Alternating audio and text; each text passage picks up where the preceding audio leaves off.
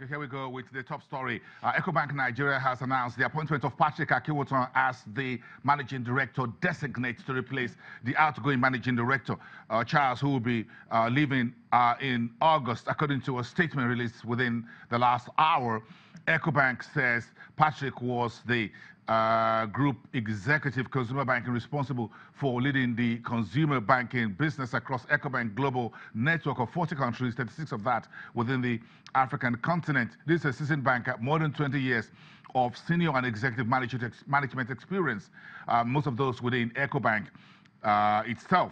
And he started his career in 1996 as the head of commercial bank and regional head in EcoBank Nigeria, and his held operations be part of the bigger EcoBank operations in Ghana, Togo, and Nigeria. He is now the designated managing director, of course, pending the approval of the Central Bank of Nigeria. That's one news in this morning. And let's get on to what's making news in the world of commodities. Some of this news revolve around the Nigerian authorities. Let's get Adimo Kwesa into the conversation. It's nice to have you back, second time in the week. I'm getting a little bit uneasy with the flip-flop in oil prices. Just before we came on air, I saw WTI, the US oil, down at about $68 a barrel. Brent down to about $72, $67 a barrel. And it looks like we're still unsure where we go with the conversation between the US, Saudi, and Russia, and prices are moving in different directions. No one is sure where things are going. Do you have any idea? Well, yeah, you're right. Like you rightly said, it's been very volatile this week. I think on Monday, the way it started was that the markets were expecting additional production from the likes of Saudi Arabia, Russia, and even maybe the US. But as soon as yesterday, news came in from Venezuela that there's likely going to be a significant supply disruption. As we all know, Venezuela is riddled with political and economic turmoil, and as a result, the country is struggling to produce oil. So that provided support to the market. The price of oil was flirting with $73 per barrel, but news also came out yesterday that US crude inventories recorded a surprise increase. So that's sent prices a little lower. And as of this morning, we're at $72.69. Which is still at a very comfortable level. Within our projections. Yes, indeed. But again, within what everyone else in the market is looking at, like Saudi Arabia, who is looking at 80, this is a little bit some steps away from that top end that Saudi Arabia feels is comfortable with. Yes, I think Saudi Arabia and Russia, they're looking for the price of oil to be stable for both oil importers and oil exporters. Yes, I think Saudi Arabia are targeting $80 per barrel because they want to make their floating of their Aramco very attractive. But I think as the way we are now, I think this current level is at an optimal level for both importers and exporters of oil. So, and for Nigeria too, we have still a very significant headroom with that regard. Yeah. Let's go to some issues that don't look too good. If you look at the burning economic issues and what is good news and what is not really good news. Let's go through these burning economic issues. Once of all, I have a few that I'm interested in. Go ahead, Adam. Well, I think the main point on our list is the fact gridlock that has been happening for gridlocks. State governments are really complaining because it doesn't look like there's going to be any resolution to that impasse. I think it is important to note that this issue didn't start today. I think it stems from as far back as the Obasanjo administration, when President Obasanjo, through an executive fiat, granted the NNPC powers to deduct its costs from crude oil revenues before remitting to the Federation accounts. I think that system has been criticized by several committees. It is opaque. The NNPC is unaccountable, and any executive can withdraw money under the guise of repairing pipelines. I think in this case, the NNPC is using money from crude oil sales to import refined products. But I think why this case has reached its saturation point, because the level of importation has increased significantly in recent months. Why? Because there's a lot of smuggling going on. I think we spoke about not too long ago that there's proliferation of four stations in the border towns. Across the border towns, yes. Why? Because it's much more attractive to sell your... It's where it's bleeding. Sell your petroleum products in Ghana, Benin Republic, and so on and so forth. So there's a lot of smuggling going on now. And secondly, I think it's politically expedient for the NNPC for the country to be awash with oil, for the country to be wet. I think that's the term, to be wet, because if there's any occurrence of any false scarcity, it to be damaging for the president's re-election. If NNPC does not put enough money on the table, we have no money to share. It's as simple as that. Yes, I think the impact of this is happening at a time when states are in desperate need of cash. It's becoming a little bit scandalous, if I'm going to put it very mildly, that we can't resolve June FAC meeting to settle the month of May, and we're heading towards the end of July. By Monday, we're starting the final week in July. We're yet to resolve that, and we're due for another meeting in a couple of weeks. And these all have gone all the way up to the office, the inbox of the president, according to the last soundbite from the Honorable Minister of Finance. Yet, we're unable to resolve this particular issue, which is simple about give extra. If we go back to where the entire deadlock story started from, the finance commissioners of 36 states of the government says, look, NNPC, bring additional 40 billion naira to the table into the Federation account, and we're ready to share. We're ready to sign up. So, are we looking for 40 billion naira over the last 1, 2, 3 weeks? 3 weeks, yes. We can't find 40 billion naira?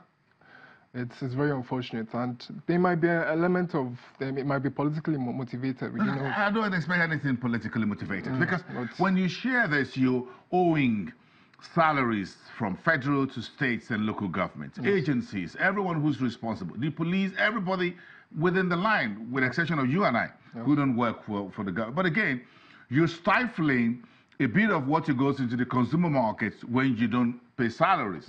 When FAC is distributed, the banks take a bit of their own cut with some of the deposit. Everybody has a cut down the line. Then it goes to the roadside mechanic, and it goes to paying rent, it goes to paying school fees. By the way, students will be out.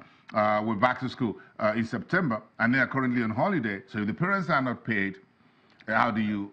you know, folks, those young folks eat a lot more during holidays. Yes, indeed. It's a very unfortunate situation. Like I said, states can't pay salaries, and liquidity is tight. Liquidity is very tight and impacting the economy. So we need that money. Yes, indeed. And I just hope that this is resolved quickly, because... It's becoming really, really scandalous. But again, let's move on to what else is... the FAC gridlock is part of the bad news. There's a liquidity crunch. Let's talk about power a little bit.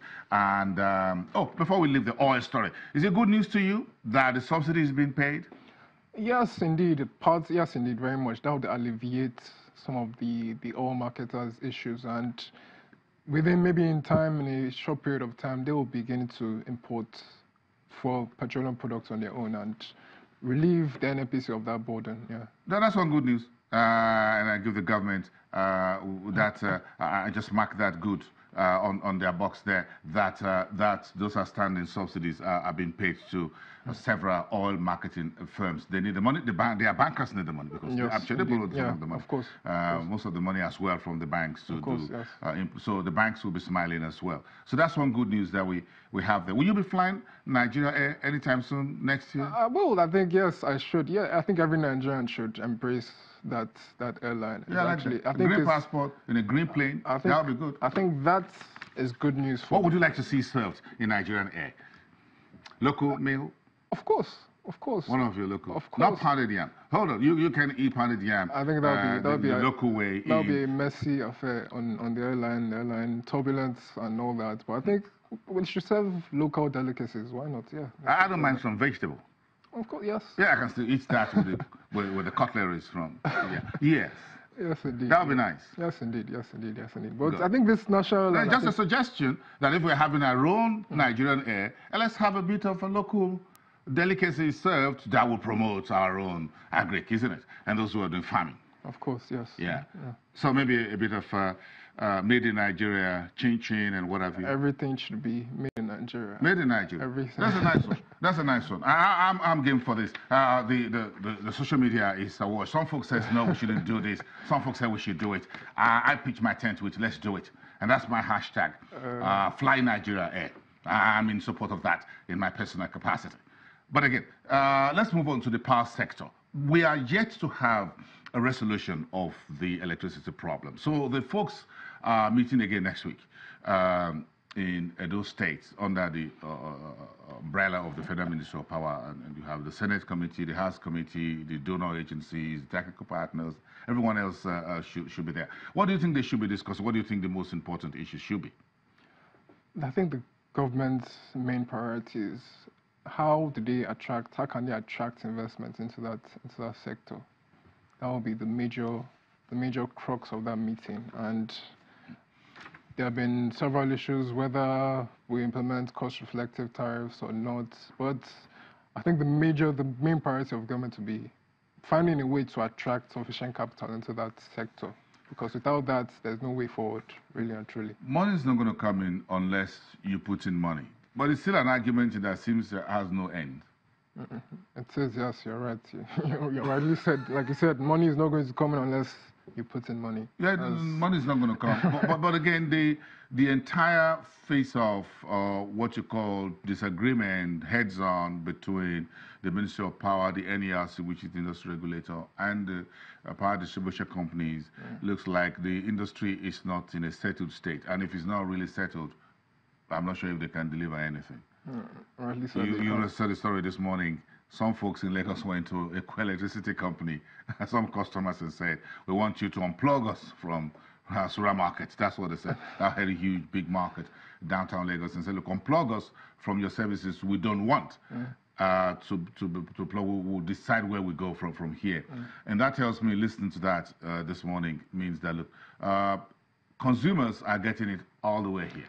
It is very deleterious on your incomes. Paying for your light bill and having to pay for alternative sources of power. Diesel, like, is also on the price of diesel has crashed to 207 naira. But in some areas of the country, still selling outside as 230 naira. So that is very much expensive. So this power issue is very deleterious on the economy. If we can get that right, you can imagine the boost to the economy that would have as much as 2% to the economy if we get this power situation right. Well, I'm sure we'll get a lot of things right if we fix power. But finally, where's the increase in wheat prices coming from? I thought we had a bit of that conversation on Tuesday. Has anything changed? Yeah, the weather hasn't really changed. The weather hasn't. Still extremely hot in northern Europe, but added to that, we're also seeing demand from the likes of China and India, demand for US and Russian wheat. So that is also adding to the